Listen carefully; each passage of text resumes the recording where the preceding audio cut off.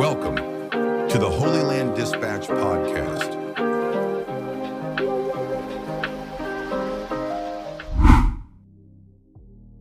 Hello and welcome back to the Holy Land Dispatch podcast. It's been a minute, which was mostly due to holidays and other circumstances, but we're back and ready to muse. My mom recently reminded me of a story. I was likely 6 or 7 years old, naive and childish as children can be. There was a kid where we lived who was around my age, and he used to bully me. The way it manifested was mostly him hiding behind some bushes along the path to my home and taking me by surprise, hitting me. This went on for a while, not sure how long, until I had enough. One day, as I walked home, alert and ready, he jumped from behind the bushes, fully intending to hit me again. Only this time, I didn't curl into a ball and take it. Realizing I'm just as strong as he is, I grabbed him and put him on his back. I proceeded to sit on top of him, and with whatever anger I mustered, I threw my punches with everything I got. Apparently, his mother stood at the entrance to their house and watched this with a smile. She didn't smile because she took pleasure in the fact that her son was on the receiving end of a beating, albeit a beating from a 7-year-old. She smiled as she recognized the moment. Her son, as we all do, received some feedback, otherwise known as consequences, for his violent behavior. That is how society works. We don't operate in a void, and if we're being violent, eventually there will be somebody who will keep us in check. Why am I going down memory lane here? Well, I never had any issues with that kid before he started attacking me. Never have I done anything to him or even sought him out for any reason. We simply clashed over his need to establish some dominance or satisfy something completely internal to him. How would you call such a situation? In literature, you might refer to this as conflict. My interest of leading a childish, carefree existence conflicted with his interest in whatever the heck it was that drove him to hit me. But if we look at this again, was there really a conflict there? Many people call the situation in our region the Israeli-Palestinian conflict. In much the same way, this is at best a misrepresentation of fact. Israel has no conflict with the so-called Palestinians, other than the fact that our desire to keep breathing conflicts with their desire to bring this situation to an end. We have no qualms, no conflict. Much like that kid in my childhood, Israel was attacked time after time after time. Much like myself, it took the abuse for the most part with no reaction. When the people who desire our annihilation stepped way over the line, Israel responded in the way bullies need to be responded to, by putting them on their backs and demonstrating the consequences aren't worth the effort of bullying. We've demonstrated on multiple occasions that this is not about real estate. The terrorist attacks did not start in 1967 or even 1948.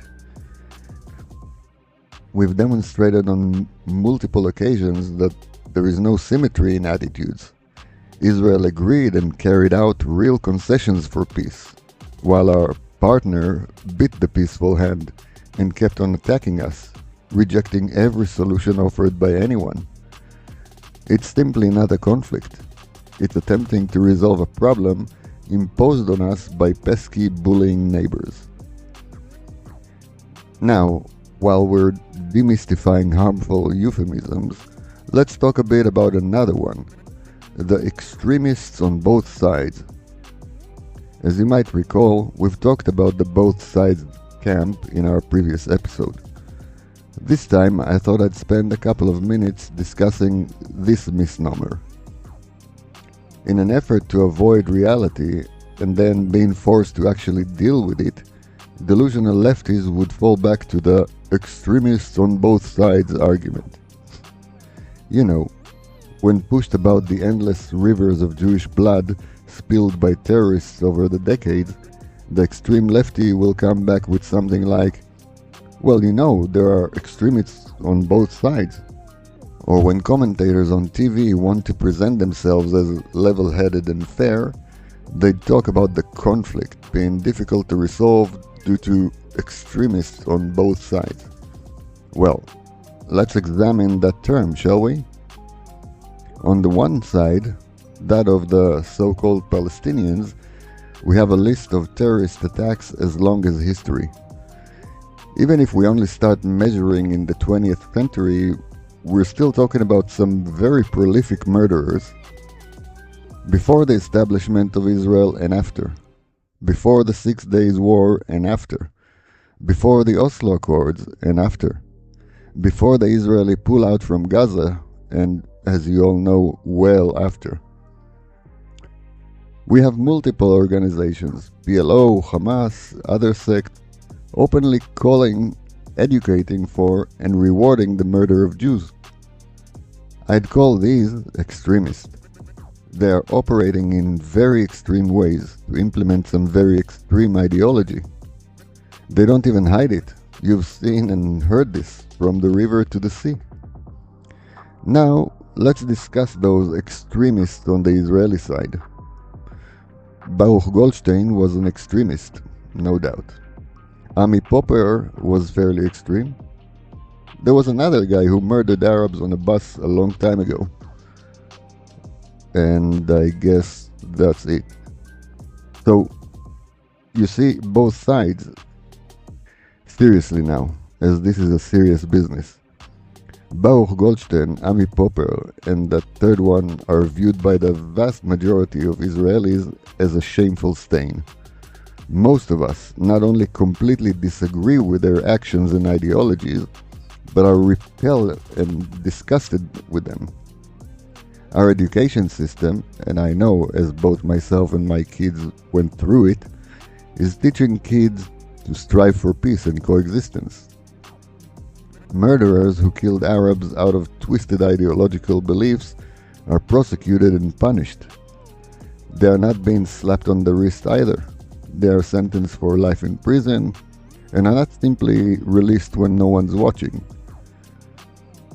But, some might say, even in your governments there are extremists. Some might ask, what about Smotrich and Ben-Gvir? There are even sanctions on these two placed by some Western governments. Okay, so first, assuming I accept that these two ministers are extremists, this is still two ministers on our side who never participated in murdering Arabs in comparison to whole organizations and huge chunks of the so-called Palestinian population who support and participate in the murder of Jews. Second, that assumption that Ben-Gvir and Smotrich are extremists is simply not accurate. What do these two ministers represent? What are the ideals they promote? They strongly object to the delusion of buying fake peace in return for land concessions. Not extreme at all. They want Israeli sovereignty over all of the lands that are part of Israel. That includes the Gaza Strip as well as Judea and Samaria. Now that might feel extreme to some, I get it. But let's think about that for a moment longer. These legitimate parts of Israel were handed over to the PLO as part of the dreadful Oslo Accords. That was a concession made by Israel in hopes that it would bring peace. This was Israel knowingly handing over land that obviously belongs to the Jewish people who came from Judea to an enemy.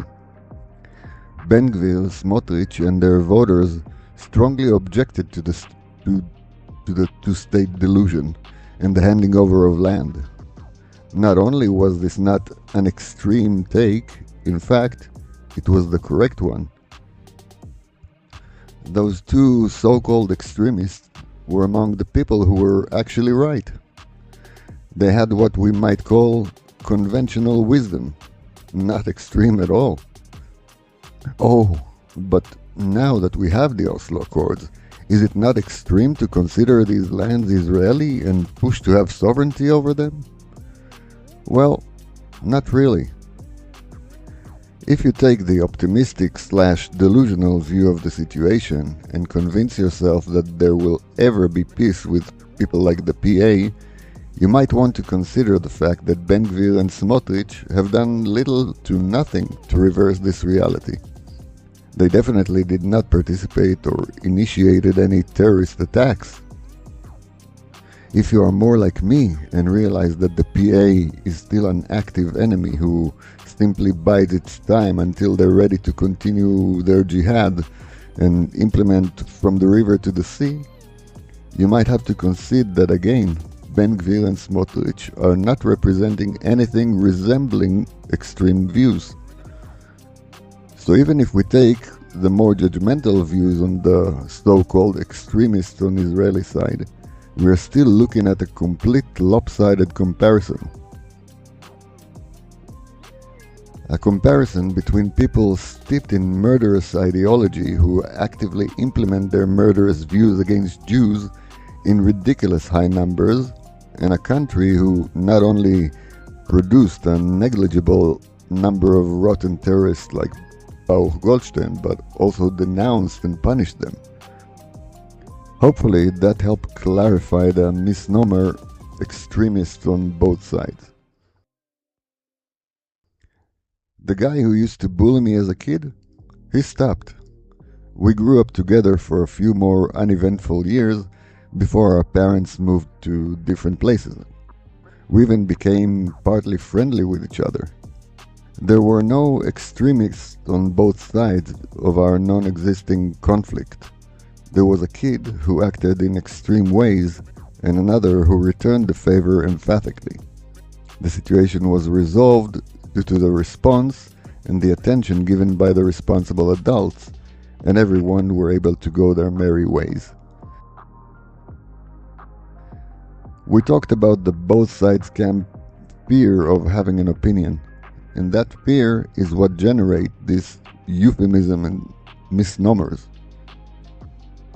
The sooner we accept that there are no real extremists on both sides and that there is actually no conflict, the sooner we can, as they say, just get along. Thank you all for once again joining the Holy Land Dispatch podcast. God bless.